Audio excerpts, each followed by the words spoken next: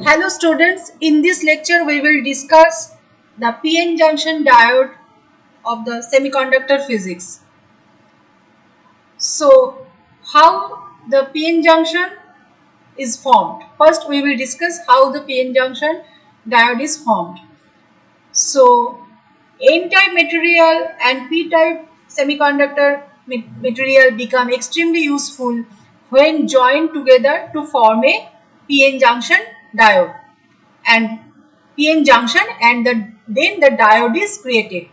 So, in the P region, holes are the majority carriers and electrons are the minority carriers, and for N-type materials the electrons are majority carriers and holes are the minority carriers. So before the PN junction is formed, there is no net charge, they all are neutral. Now we will discuss how the depletion region is formed. Okay. So at the instant of junction formation, free electrons in the N region near the PN junction begin to diffuse across the junction and fall into the holes near the junction in the P region. That means the free electrons begin to diffuse across the junction and come to the P region due to the attraction. So from the N region, electrons will come to the P region, and from the P region, holes are coming towards the N region. So for every electron that diffuses across the junction and combines with a hole, a positive charge is left in the N region and a negative charge is created in the P region. So thus it can form a barrier potential. So this action continues until the voltage of the barrier repels further diffusion. Now there will be two current. One is diffusion current and another is drift current in the semiconductors. So what are that? So drift and diffusion are responsible for generating current in semiconductors, and the overall current density is the sum of the drift and diffusion currents. So first I will discuss what is drift current. So in this figure, there is a figure where the drift current arises from the movement of carriers in response to an electric field, applied electric field. So positive carriers or holes move in the same direction as the electric field applied, while the negative carriers, that means electrons, move in the opposite direction. So the net motion of the charged particle generates a drift current that is in the same direction as the applied electric field. So drift velocity increases with the increasing electric field and contributes to the mobility mu of the carriers. And drift current follows Ohm's law and is mainly influenced by the external field and the charge carrier concentration. Now we will come to the diffusion current. So the movement of charge carriers from higher concentration to the lower concentration generates diffusion current. This occurs when a semiconductor is doped non-uniformly and there is a non-uniform distribution of carriers or concentration gradients. And this process does not require an external electric field, and it is primarily dependent on the repulsive forces between carriers of the same charge that are highly concentrated in an area. The repulsive forces will drive the diffusion of carriers, leading to a change in the concentrations and eventually a uniform distribution. The initial carrier concentrations also determine the direction of the diffusion current. The current moves to the direction where there is initially a higher concentration of the electrons or a lower concentration of holes. So it is quite simple to understand that the current moves in the same direction as the movement of holes and opposite to that of the electrons. Now the diffusion current is proportional to the concentration gradient or how non-uniformly the carriers were initially distributed. That means since the carriers are diffusing from areas of higher concentration to areas of the lower concentration, so plus Q is assigned for electrons and minus Q are assigned for holes in the equation for current density. Now, the drift current is the electric current due to the motion of charge carriers under the influence of electric field, external electric field, whereas the diffusion current is the electric current due to the diffusion of charge carriers leading to a change in carrier concentration. With electrons as carriers, the current density can be expressed as the total current density, volume current density Jn is equal to Jn drift plus Jn diffusion. So the expression of Jn drift is equal to Q mu n Ne, whereas the expression of diffusion current density, that is Q dn delta n, where Q is the electron charge, mu n is the mobility of carriers through the conductor, n is the electron concentration, dn is the diffusion coefficient. So if a strong electric field is applied, then the drift current dominates the overall current density, and when there is no electric field is applied, then the current is due to the carrier concentration gradient. Now we will discuss how the depletion region is formed in the unbiased PN junction. So when an electron diffuses from N side to P side, an ionized donor is left behind on the N side, which is immobile. As the process goes on, a layer of positive charge is developed on the N side of the junction. Similarly, when a hole goes from P side to N side, an ionized acceptor is left behind on the P side, resulting the formation of a layer of negative charges in the P side of the junction. This region of positive charge and negative charge on either side of the junction is termed as the depletion region. So due to this positive space charge region on either side of the junction, an electric field with the direction from a positive charge towards the negative charge is developed.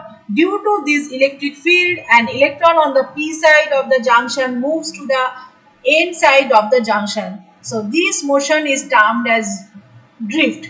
Here we see that the direction of the drift current is opposite to that of the diffusion current. Now we will discuss the biasing condition for PN junction diode. So there are two operating regions in the PN junction diode. One is P type, another is N type, and there are P type and N type materials. They are combined to form a PN junction diode, and there will be three biasing conditions. So first is zero bias, that means no external voltage is applied to the PN junction diode. The second one is forward bias, that means the positive terminal of the voltage potential is connected to the P type while the negative terminal is connected to the N type. The third one is the reverse bias, that means the negative terminal of the voltage potential is connected to P type and the positive is connected to the N type portion. Now we will discuss the forward bias condition. So this is the picture of the forward bias condition, where the N region is connected to negative terminal and P region is connected to the positive terminal. So voltage source or bias connections are showing in this figure, and bias must be greater than the barrier potential. So 0.3 volt for germanium and 0.7 volt for silicon. And the depletion region in these forward bias narrows, they are narrow, and the resistance limits the current to prevent the damage for diode. So the negative side of the bias voltage push the free electrons in the N region and also provide a continuous flow of electrons through the external connection into the N region. So bias voltage imparts energy to the free electrons to move the P region, and electrons in the P region lose energy. Positive side of the bias voltage source attracts the electron left the P region, and holes in the p region act as a medium or pathway for these electrons to move through the p region. So this is suitable for electrical conduction. And now for the reverse bias condition is that when the p side is connected to the negative terminal and the n region is connected to the positive terminal of an electric field, and this condition prevents current through the diode. So current flows is very negligible in most of the cases, and the depletion region in this case widens. So plus side of bias pulls free electrons in the n regions away from the PN junction. So it causes an additional positive ions are created, widening the depletion region, and in the p region electrons form negative side of the voltage source enters as a valence electrons. So the electrons move from hole to hole towards the depletion region, then it created additional negative ions. Then as the depletion region widens, the availability of majority carriers decreases. So in the reverse bias condition, this is a figure of reverse bias condition. So there is caused by the minority carriers in N and P region that are produced by the thermally generated electron hole pairs, and there are some small number of free minority carriers in the electron in the P region that are pushed towards the PN junction by the negative bias voltage, and the electron reach wide depletion region and they fall down the energy hill combined with the minority. Now this is the reverse bias condition. Now we will discuss the VI characteristics of the PN junction diode. So PN junction diode, the current is following this equation, that is the I is equal to Is e to the power EV by eta kT minus 1, where V is the diode terminal voltage, Is is the temperature dependent saturation current, T is the absolute temperature, K is the Boltzmann constant, E is the electron charge, and eta is the empirical constant. This is 1 for germanium and 2 for silicon. So in the forward bias junction, the potential required for on this is germanium for 0.3 volt bias voltage is required, and for silicon 0.7 volt is required, but after that there is a sharp increase in current with respect to the voltage in the forward bias region. And in the reverse bias condition, there is a reverse breakdown voltage, that is 50 milliampere for germanium and 20 milliampere. This is the reverse current. This is very small current, but after applying certain voltage there is a certain increase of current. This phenomena is called as avalanche breakdown. So what is avalanche breakdown? The avalanche breakdown occurs when carriers in the transition region are accelerated by the electric field to the energy sufficient to create free electron hole pairs via collisions with the bound electrons. So what is that? A normally bound electron in a reverse bias diode may break or lose due to thermal fluctuations or excitation, creating mobile electron hole pair.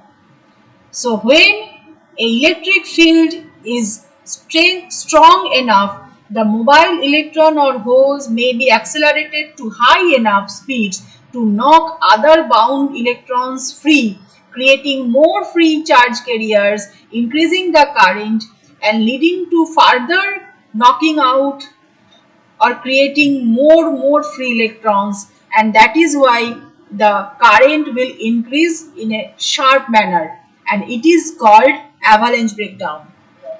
It is happened in the reverse bias condition.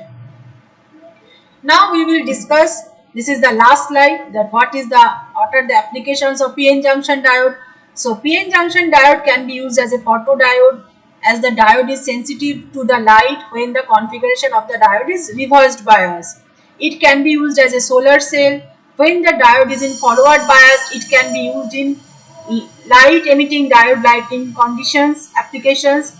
It is used as a rectifier in many electric circuits and as a voltage control oscillator in varactors. So this is the end.